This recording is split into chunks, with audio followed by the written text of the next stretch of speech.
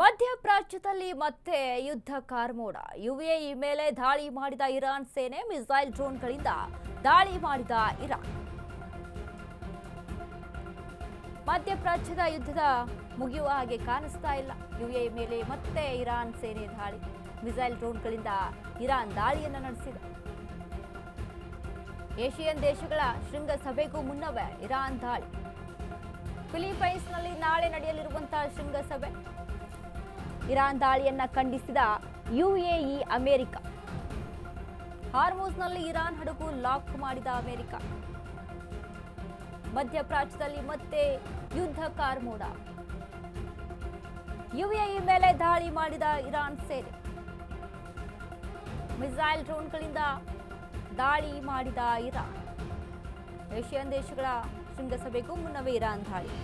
ನೋಡಿ, ಒಂದ್ ಕಡೆ ಇಲ್ಲಿ ಯಾವುದು ಕೂಡ ಕ್ಲಾರಿಟಿ ಸಿಗ್ತಾ ಇಲ್ಲ. ಈ ಯುದ್ಧದಲ್ಲಿ ಹೌಸ ಎಲ್ಲ ಕೋಲು ಮುರಿಯಲ್ಲ ಅನ್ನುವಂಥ ರೀತಿಯಲ್ಲಿ ಸಾಕ್ತಾ ಇದೆ.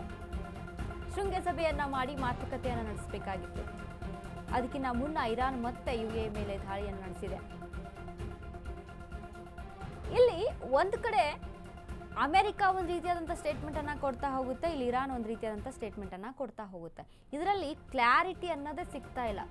ಯುದ್ಧವನ್ನ ಆರಂಭ ಮಾಡಬೇಕು, ಸಡನ್ ಆಗಿ ಯುದ್ಧವನ್ನ ಆರಂಭ ಮಾಡ್ತಾರೆ. ಸಡನ್ ಆಗಿ ಈ ರೀತಿಯಾಗಿ ನಾವು ಮೀಟಿಂಗ್ ಮಾಡ್ತೀವಿ, ಸಭೆ, ಇಬ್ಬರಿಗೂ ಸಾಕಾಗಿ ಹೋಗಿದೆ. ಆಕ್ಚುಲಿ ನೋಡ್ಬೇಕಂದ್ರೆ ಎರಡೂ ದೇಶಕ್ಕೂ ಸಾಕಾಗ್ಬಿಟ್ಟಿದೆ. ಈಗ ಯಾರಾದ್ರೂ ನಿಲ್ಸಿದ್ರೆ ಸಾಕು ಅನ್ನುವಂಥ ಮಟ್ಟಿಗೆ ಆಗ್ಬಿಟ್ಟಿದೆ ಎರಡೂ ದೇಶಕ್ಕೂ. ಬಟ್ ಯಾರು ಅದನ್ನು ತೋರಿಸ್ಕೊಳ್ತಾ ಇಲ್ಲ. ಇವ್ರು ಇರಾನ್ ಅವ್ರು ಹೇಳ್ತಾರೆ, ನಮ್ಮ ಹತ್ರ ಒಂದು ಬಲಿಷ್ಠವಾದಂತಹ ಮಿಸೈಲ್ ಇದೆ, ಹಾರ್ಟ್ ಅಟ್ಯಾಕ್ ಅನ್ನುವಂಥ ಒಂದು ಮಿಸೈಲ್ ಅನ್ನ ಇಟ್ಕೊಂಡು ಕೂತಿದೀವಿ ನಾವು, ಅದನ್ನ ಬಿಟ್ವಿ ಅಂದ್ರೆ ಸಾಕು ಎಲ್ಲವೂ ಕೂಡ ನಾಶ ಧ್ವಂಸ ಆಗಿ ಹೋಗ್ಬಿಡುತ್ತೆ. ಅಮೆರಿಕಾದವ್ರ ಹತ್ರ ಹೇಳ್ತಾರೆ, ಅಮೆರಿಕ 135 ಕೋಟಿ ರೂಪಾಯಿ ಒಂದು ಮಿಸೈಲ್ ನಮ್ಮ ಹತ್ರ ಇದಾವೆ.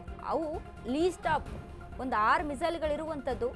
ಅದರಲ್ಲಿ ಒಂದು ಮಿಸೈಲ್ ಸಾಕು ಇರಾನನ್ನು ಉಡಿಸಿ ಮಾಡೋಕ್ಕೆ ಅಂತ ಅಮೆರಿಕಾದಲ್ಲಿ ಇದ್ದಿರುವಂಥದ್ದು ಕನ್ಫರ್ಮು, ಅದು ತೋರಿಸ್ಕೊಟ್ಟಿದೆ. ಬಟ್ ಇರಾನ್ನಲ್ಲಿ ಇಷ್ಟೆಲ್ಲ ಯುದ್ಧ ಆಗಿ ಜಂಟಿ ದಾಳಿ ನಡೆಸಿದ್ರು, ಇವ್ರ ಹತ್ರ ಆ ರೀತಿಯಾದಂಥ ಮಿಸೈಲನ್ನು ಇಟ್ಕೊಂಡು ಕೂತಿರ್ತಾರ, ಅದು ಅನುಮಾನ ಇರಾನ್.